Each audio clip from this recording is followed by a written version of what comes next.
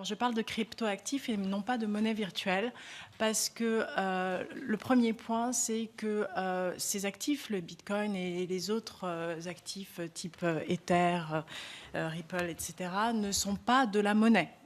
Ils ne remplissent pas, ou très très partiellement, les trois fonctions dévolues à la monnaie, les trois fonctions que sont la monnaie unité de compte, la monnaie intermédiaire des échanges, la monnaie réserve de valeur. Par ailleurs, ce ne sont pas non plus des moyens de paiement. J'y reviendrai un peu plus tard si vous le voudrez bien, si vous voulez bien. Donc c'est l'appellation de monnaie virtuelle est, selon nous, insidieuse et a vocation à être écartée au profit de crypto-actifs. J'ai commencé par dire que ce n'était pas de la monnaie. La monnaie, ça repose sur de la confiance et il y a une valeur intrinsèque qui est reconnue dans le temps, qui est fondée, par exemple, pour l'euro, sur la valeur et l'économie des économies de la zone euro.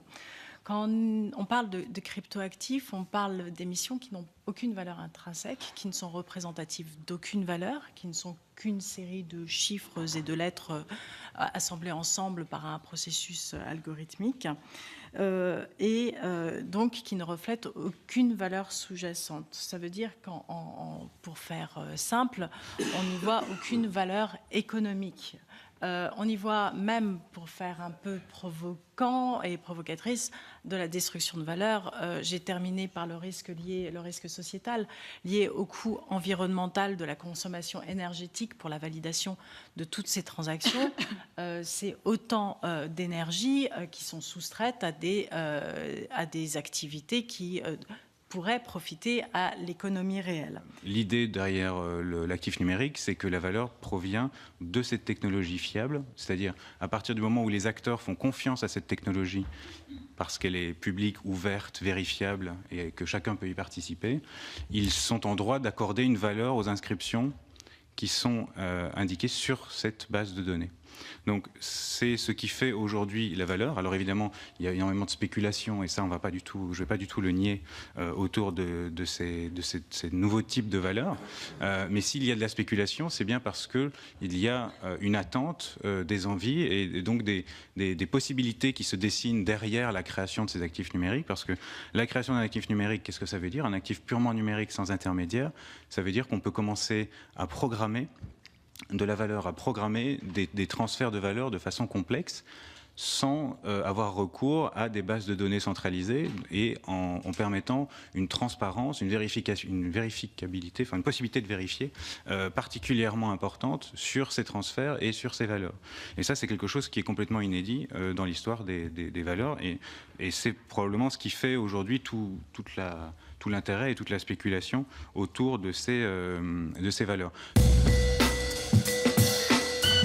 Sur l'aspect spéculatif, je voudrais quand même préciser, la spéculation, effectivement, c'est problématique lorsqu'elle devient incontrôlable. C'est aussi ce qui permet quand même de financer les innovations de rupture. Il faut forcément des gens qui prennent des risques sur des choses qui vont potentiellement rien donner. Sinon, on ne peut pas développer une nouvelle activité qui a un potentiel important. En l'occurrence, ce qui se passe sur le Bitcoin aujourd'hui et sur les autres crypto-monnaies, on le voit avec les ICO, c'est qu'on a un certain nombre de gens qui sont prêts à mettre des montants très significatifs sur des projets qui sont hautement spéculatifs, voire parfois carrément incompréhensibles. Mais ce sont des montants très importants qui sont mis sur ces projets. Un certain nombre, voire une majorité d'entre eux, vont échouer, ça c'est sûr. Mais une grande partie de ces projets va être l'infrastructure des valeurs numériques de demain. Et c'est très important que de l'argent arrive aujourd'hui pour financer ces infrastructures, puisque c'est ce qui va permettre la création de nouvelles activités. Quand on parle de se passer du tiers de confiance, je pense qu'il faut aussi remettre un peu les choses en perspective. Il y a en fait une translation de la confiance. La confiance, on la remet en un protocole, en un ensemble de règles, en un ensemble de codes. Et bien entendu, pour qui s'intéresse par exemple à l'automatisation des contrats, les contrats sont forcément à un moment incomplet. On ne peut pas tout prévoir, on ne peut pas tout anticiper. Et plus les contrats sont sophistiqués, plus on risque de se retrouver dans une situation où il y aura un scénario non anticipé et il y aura la nécessité de recours. Donc je pense, monsieur le sénateur, que bien entendu, vous posez des questions essentielles pour ce type de système. Parmi les applications possibles, et Gilles parlait tout à l'heure d'iExec comme étant un peu un Airbnb du cloud computing. Airbnb, moi je l'utilise, c'est une plateforme numérique centralisée. Il y a des versions qui essayent de se mettre en place dans à peu près, vous prenez n'importe quelle plateforme numérique centralisée, il y a des tentatives aujourd'hui de les décentraliser. Uber, c'est Arcade City, etc. aux États-Unis, où vous aviez un moment la Zouz en Israël, etc. Et donc il y a des questions effectivement vraiment fondamentales. Moi je pense que la réponse sera dans des situations intermédiaires, si vous voulez, où vous avez des niveaux de décentralisation qui ne sont pas complets ou parfaits comme vous avez pour des systèmes ouverts tels que le Bitcoin ou d'autres blockchains publiques, et qui ne sont pas non plus, on sera entre situations parfaitement décentralisées et situations parfaitement centralisées. Et ces intermédiaires, c'est par exemple ces blockchains confédérés ou semi-privés ou de consortiums, comme vous les appelez. Là, quand il y a un problème, si vous voulez, il y a un certain degré de confiance entre les acteurs pour qu'il y ait la possibilité de recours.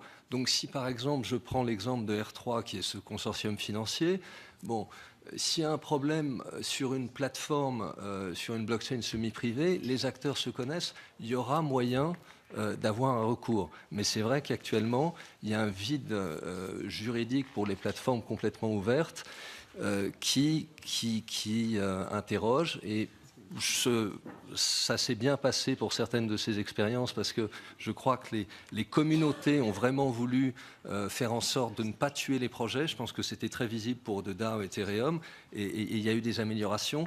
Mais je crois que d'anticiper dans le déploiement de ces systèmes centralisés, anticiper les recours et intégrer au protocole, à la mise en place des protocoles, des mécanismes de résolution, comme on l'a fait d'ailleurs après la crise financière, c'est absolument central.